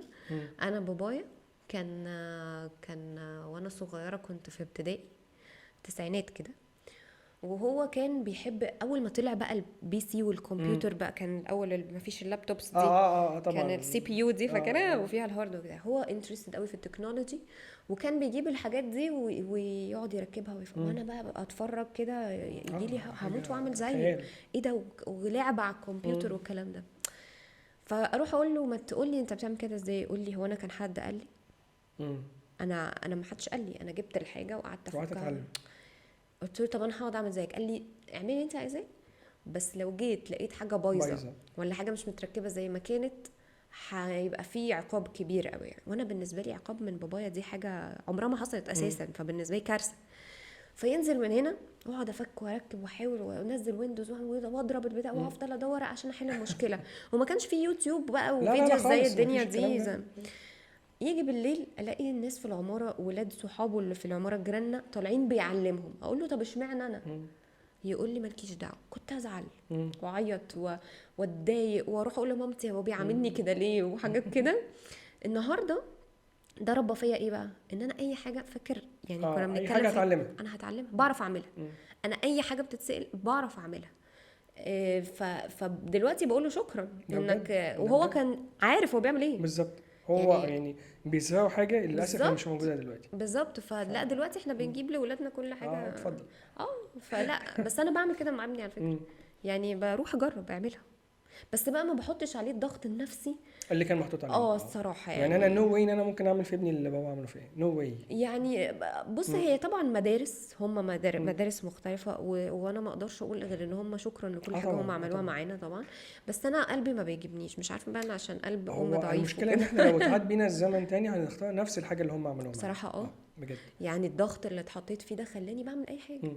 قيس بقى كده على، مش بس على مستوى البيزنس، يعني حتى في تربية ابني، لو انا الحياه في حاجة كلها، عطلت فيها، لا انا بعرف ادور واسأل الحياه وادور. كلها، الحياه كلها. بالظبط، فتحفة. ده كان تاني مشروع عملته اللي هو لا، تالت بقى، احنا كان يعني عندنا الاركد ده هو نفس اه تو فيزز، تانية حلو. ابتدائي واولى اعدادي. اتعلمت طبعا يعني اتعلمت ان انا خضة جامدة برضه. هي خضه جامده، بس اتعلمت ازاي ان انا احل مشكله ممكن تقابلني. حلو. امتى بقى قررت تاني تفتح بزنس؟ مش هقولك تشتغل في مكان، خلاص انت اكيد تاني قرار لفتح بزنس تاني كان قرار بقى بزنس لفتح السيمبل لا لا ولا؟ لا لا، كان في كذا حاجه تانية قبليها. يعني عادي ان انا افتح بزنس واقع وارجع افتح لا تاني؟ عادي عادي. اوكي. بالعكس، انا من ضمن الحاجات انا كنت عامل بيزنس، كان بيزنس محترم جدا وفكره، ده كان يعني هحكي لك برضه عليه. كان تاني مشروع بعد الشركه دي، بعديها بسنتين كانت مكتبه محاضرات عند جامعه القاهره. ايه انا مكتبة محاضرات دي؟ بيدوا محاضرات يعني؟ مكتبه بتبيع محاضرات مكتوبه. اللي هي اوكي. ده انا افتكرت كنت حد سبونسر، يعني انا كنت سبونسر، اوكي. حد طلب مني مبلغ اني اشغله وخلاص. حلو. وقال لي تعالى، انا كنت في رابعه جامعه بعدها حقوق، فقال لي تعالى اشتغل في سنتر درس حقوق. حلو. عجبتني الفكره عجبك التدريس جدا ان انا اروح ادرس، وانا كان عندي القابليه ان انا ادرس. حلو قوي. ورحت فعلا درست، والحمد لله كنت عامل شغل كويس. شغل كويس. لكن بما اني انا مش فاهم في موضوع المكاتب والمحاضرات وازاي نجيب المحاضرات والكلام ده، ومش انا اللي بليد، فالموضوع خسر. اوكي. وما زعلتش عليه، لان هي برضه تجربه وانا استفدت منها، ان انا ما ادخلش في حاجه انا مش فاهمها. مش فاهمها. وفضلت بقى الفتره دي كده بقى خلاص، اتجهت ان انا اشتغل وانا بدرس. اوكي. يعني انا كنت شغال اوريدي، وان انا خلاص مم. مكمل الموضوع ده، لحد ما 2 من صحابي بدأنا نفكر في فكرة ليها علاقة باحتياج المطاعم. أنا كنت شغال في الفترة دي في أمريكان ريستورانت في المعادي، بدأت فيه كاشير، ووصلت إن أنا مدير حلو قوي. الريستورانت. وكان في أزمة في الدليفري، يعني خدمات الدليفري والكلام ده. ففكرنا في حاجة أولية كده زي مرسول وطلبات، نعمل اوكي. شركة دليفري. حلو قوي. شركة إن إحنا بنوفر للريستورانت موظف دليفري بالموتوسيكل بتاعه. بس ده حوار كبير قوي. عملناها ونجحنا. ما شاء الله. احنا عملنا المشروع ده، كان رأس ماله 5600. اوكي. تمام. احنا بعد سنة لما فضينا الشراكة كان كل واحد نصيبه 35,000. ما شاء الله، ده حلو قوي. وبغباء مني انا فضيت الشراكة. في حد تاني خدها ولا لا. انتوا قفلتوا البيزنس؟ لا، هحكي لك. احنا بدأنا الفكرة كان بدأت افهم يعني ايه حسابات، دراسة جدوى مبدئية وتحليل مالي مبدئي. نسبة الربح السنوي 74.5%. اوكي. موضوع يعتبر ما فيهوش ريسك كبير، بالعكس. بالظبط. انا في ناس محاسبين قعدوا معايا، انت ازاي عامل دراسة زي كده؟ ما شاء الله. واوضح له. في واحد اول حد بعت له الفكره قال لي انا عجباني الفكره، انا ممكن ادخل معاك سايلنت بارتنر وانفست معاك ب 300,000. حلو جدا. والله العظيم جاب لي ديل مع سلانتر. اوف. وعملت العقد ورحت قابلت الاداره وكنا بنتكلم. سلانتر كان في وقتها كان 42 فرع. اوكي. والشخص ده قال لي انا هانفست معاك في المشروع ده. ما شاء الله. وفضلنا النيجوشيشن، احنا بدانا العقد ب9 بنود، وصل ل 25 بند. اوكي. وعمالين هنا لا هنا لا هنا لا هنا. لكن في حاجات في الشروط الجزائيه انا خفت ان انا اشتغل بفلوس مش بتاعتي، وانا اتعلمت من الفلوس اللي كانت عليا، ودي رحلتين حلوها. انا ارجع 300,000 ازاي؟ فده اللي خلاني اقف. في الفتره دي انا كنت مدير الريستورانت او الامريكان ريستورانت في المعادي. الكلام ده كان 2007 2008. نهايه 2008 بدايه 2009 الريستورانت ده بدا يقع. اوكي. وهم كانوا 3 شركاء قرروا ان هم يأجروا. او بمعنى اصح انا اقنعتهم ان هم يأجروا. اوكي. هم عندهم مشاكل، طب انا مستعد اجر منكم. اوكي. انا عاجبني بقى ان انا اكون ايه، عندي ريستورانت. عندك بقى ريستورانت بتاعتك. ده حاجه تانية بقى. واجرته. وبعدين فانا محتاج فند طبعا. فللاسف صفت الشركه. بصيت للمظاهر. ده كان تالت ولا رابع درس بقى. ده طبيعي. صفيت شركه ناجحه، والشركه كانت عامله شغل كويس جدا. وكانت بتقدم خدمات، يعني هي لو نزلت تقدم الخدمات دي دلوقتي هتنجح برضه. وكان كل واحد فينا، انا ماسك العلاقات العامه والتسويق والمبيعات، وحد ماسك الصيانه، وحد ماسك الحسابات، احنا كنا 3. حلو قوي. فاجرت الريستورانت، وكنت واخد الريستورانت انا المبيعات زادت 50% في اول شهر انا اجرته. ما شاء الله. عملت شغل كويس جدا، بس للاسف كان معايا شريك. بوظ الخلافات والمشاكل والكلام ده كله، اختيار الشريك دي حاجه مهمه قوي. هو الانسب ان انا ما اختارش شريك. هو لكن الاحسن لو طبعا. هضطر ان انا اختار شريك لازم احدد بوليسي، ومين السي او، ومين الابلايت، ومين والكلام ده كله، بالظبط. عشان الموضوع موضوع صعب ما جدا. يحصلش انا مشاكل. بخاف قوي من حوار طبعا الشراكه طبعا. ده. فحصل مشاكل بيني وبين شريكي، طب مين هيطلع مين هيقعد. انا الكلام ده كان 2/2009 كنت مأجر الريستورانت ده. 4/2009 كنت مأجر ريستورانت تاني في المعادي. اوكي. وكنت بتفق على ريستورانت شراكة في دولة السودان في 6/2009. اوكي. 7/5/2009 انا خسرت كل حاجة. اوف. بدأت من الصفر. وبعدين كانت صدمة طبعا. ده صدمة. ده كارثه. وانا بقى كنت عايش في ليفل انا انت عارف انا بوصل ايه؟ إيه؟ للمرونه. يعني بص، انت النهارده بزنس السامبل ما شاء الله، يعني في حته تانية خالص وانسون. بص انت طلعت ونزلت وطلعت ونزلت ومشاكل ونكمل. تعرف ان انا اول ما اخد بالي من الموضوع ده. يعني لا، دي حاجه قويه جدا. يعني انا قصدي ايه، ان المينتاليتي بتاعت البيزنس اونر ان لحد لما يقرر يفتح عدى بتفاصيل كتيره محتاجه مرونه. يعني واحد مكانك هيقول لا خلاص انا اروح بقى اشتغل موظف في حته واقبض مرتب ونعيش مستورين. عدت عليا فتره عدت عليا فتره وارد. بس في الاخر رجعت تاني وبدات تاني. يعني انا لما خسرت 7/5/2009 التاريخ ده كان يوم 3 انا مش هنساه. يوم 3 ما لازم تخسر. يعني انا اصحاب المطعم جم قعدوا، مين فيكم اللي هيشيل الريستورانت؟ اوكي. انت ولا شريكك؟ انا كان المفروض حد هيدخل معايا وهيجيب لي الفلوس بالليل. الفند. هو حط فلوسه على الترابيزه. خلاص شكرا. خلاص. اوكي. خسرت كل حاجه. اتصدمت، فما قدرتش افولو على الريستورانت التاني الصغير اللي انا كنت مأجره. سبت كل حاجه، خسرت كل حاجه. عملت فما قدرت. اكتئبت جدا. قد ايه؟ اكتئبت قد ايه؟ بتاع 3-4 شهور. كان بتبقى صعبه. لان طبعا. انا كنت اتعودت على لايف ستايل معين. طبعا. وتعودت بقى ان انا معايا 2 ريستورانت والحياه مختلفه لايف ستايل وبوزيشن وفند وفلوس والدنيا في حته تانية. فكانت صدمه. سبت كل حاجه واكتئبت 4 شهور. اكتئبت 4 شهور. ايه اللي قومك؟ عرفت تقوم ازاي؟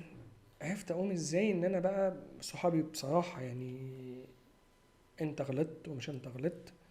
وكان ليا اصحاب مش مصريين، يمكن هم اللي كانوا من علاقات المطعم امريكان وكده، فقعدوا بقى يفهموني ان ازاي ما ادخلش في بيزنس الا لما ادرسه. وهم كانوا ضد ان انا اخد الريستورانت ده لان هو مش هينجح بالقدر الكافي، وكانت شركتي التانية اهم. اتعلمت وستيل بتعلم ان انا ما ابصش على اشباه الفرص. اوكي. حلو قوي الجمله. ممكن يكون عندك فرصه هي ناجحه جدا، ممكن ما يكونش وضعها الاجتماعي قوي، بس هي فعلا الفرصه الحقيقيه. انا بصيت للوضع الاجتماعي. الريستورانت في دجله في المعادي، وحاجه مين الاونر؟ ايه ده بجد انت الاونر؟ سنك الجو ده اللي هو بيغري الشباب احيانا. بالظبط. لا ده طبيعي. اتعلمت كذا نقطه في الوضع ده. المهم ان انا في كل مشروع بعمل اخطاء جديده. طبيعي، اصل احنا طول ما احنا بس الحمد لله ما بكررش اخطاء. انا هقول حاجه ما اعرفش، بس انا مقتنعه بيها. العلم عامه بالنسبه لي هو ترايل اند ايرور. بالظبط. يعني لما نيوتن التفاحه هي دي ترايل، وفي حاجه حصلت فبدا يشوف ويكمل دراسات ويفهم. هي دي الحياه. ده اكيد. يعني فاحنا طول ما احنا عايشين بنجرب دي تطلع صح بس يبقى دي تمام. الفكره كلها في ايه؟ ان ندرس قبل ما ننام. ما هي الدراسات جت من هنا. بالظبط. انا اقصد ان انا يعني انا خدت شوط طويل قوي وخسرت فلوس كتير. بس لو كنت درست البيزنس صح من الاول ما كنتش هتعرف مثلا شركه خدمات الدليفري دي. بص انا شخص ايجابي، لو انت ما كنتش عديت بكل ده ما كنتش هوصل لده. اكيد. انا بحب كده. احنا بننقل ايه دلوقتي؟ انا لما مثلا يعني انا كنت لسه في ميتنج امبارح، كان عندي عميل هو بيفتح شركه مقاولات، وانا بحط له الستبس، فهو وقف معايا في تاسك مش عايز يعمله. هو شايفه مش مهم ما انا دن. فحكيت له قصه من القصص بتاعتي، قلت له انا مش عايزك تتعلم بالهارد واي. ما تاخدش الزاويه ان انت تتخبط وتقع وتقوم وتقف، ما انت عندك حد جرب وبيقول لك الطريق. بس اقول لك على حاجه برضو مستر محمد، زمان كان ما كانش فيه الوعي الكافي بتاع البيزنس استراتيجي. لا خالص. والكلام ده خالص. دلوقتي بقى فيه ناس يعني غيرنا كتير بيتكلم في البيزنس وشاطرين جدا وليهم كل بس هي الاحترام. المشكله في حاجه، ان البيزنس منتاليتي مهمه. طبعا ما احنا يعني بقى ما انا من اول يعني انا عندي عملاء والله بتدفع وما بتطبقش. ايوه انا من اول ليه الحلقه ليه بقول يا جماعه اللي عايز يفتح بيزنس ده محتاج يبقى ليه في مواصفات. مواصفات معينه. فانت لو مش متحقق فيك المواصفات اللي احنا عمالين نقولها during البودكاست، ما تتعبش نفسك، اشتغل على شخصيتك الاول وبعد كده روح اشتغل على البيزنس. يعني دي اهم او نصيحه. اكتسب المهارات دي. لازم. يعني هي كده. واي حد يقدر يكتسبها تفتكر؟ مش هنقول يعني هيبرتند ان هو اكتسبها، امم يعني بيحط نفسه في فريم او قالب ان هو لازم يعمل كده. حتى لو اشتغل اكتر، يعني مثلا لو حاجه مثلا اللي اوريدي عنده القابليه من الاول او عنده المينتاليتي بتاعت البيزنس اونر من زمان وهو بيشتغل على نفسه هيبقى اسرع شويه في التطور. ممكن. لكن التاني محتاج وقت اطول. بعدين لما بيدرس وبيفهم الموضوع صح بيبقى تطبيقه اسهل. صح. ده بيختلف كتير، بس الفكره كلها في مفردات معينه. تيك ريسك، ان انت تشتغل على ريسك، تبقى فاهم ريسك فكره محسوب. اتقبل الخساره عادي جدا، امم ويبقى عندي المرونه ان انا اقوم. صح. لو ده مش موجود هيبقى صعب. بيرفكت. نرجع للحظه الاكتئاب والاربع شهور، وبعدين ايه اصحابك دعموك قالوا لي لا انت لازم بقى تبدا صح وتفكر وتبدا تشتغل، ما تقعدش كده. وبدات انزل اشتغلت في شركه مالتي ناشونال تسويق غذائي. كنت رايح على مساعد مدير، لاسباب ما بقيت مدير فجاه. ما شاء الله. كان الانكم بتاعي فيها كويس جدا. قامت الثوره طبعا هدت العيشه هدت كلها. كل حاجه. اشتغلت بعد كده في شركه انشورنس حلو. از كوميشن اونلي. تاني رجعت لنفس من اول بقى النقطه. خالص فروم سكراتش. اوكي. وعجبتني ان انا رجعت تاني لنفس الموضوع. فبدات تموتيفيت تاني من زي ما اوكي ابدا بقى الموضوع ده كله. لكن كان الوضع ده 2011 ل 2013 الوضع ما كانش ظريف بعمل خالص. مبيعات وبعمل فلوس وبعمل انكم اعلى من بس كان البلد بيدخل. كانت حالتها بس البلد ف بعد كده حصلت لي بقى ازمات في البلد. يعني مفيش اروح شغل وبعد مده نشتغل ومفيش سالري، الشركه تقفل. ما عندناش فلوس نقبض. الفتره دي حصل فيها حاجات كتير، مشاكل. وطبعا انا كنت متعود على ليفل معين بقى طبعا السالري. يرجع بقى الليفل ده. رجعنا تاني في 2015 لبدايه ال1000 ونص وال2000.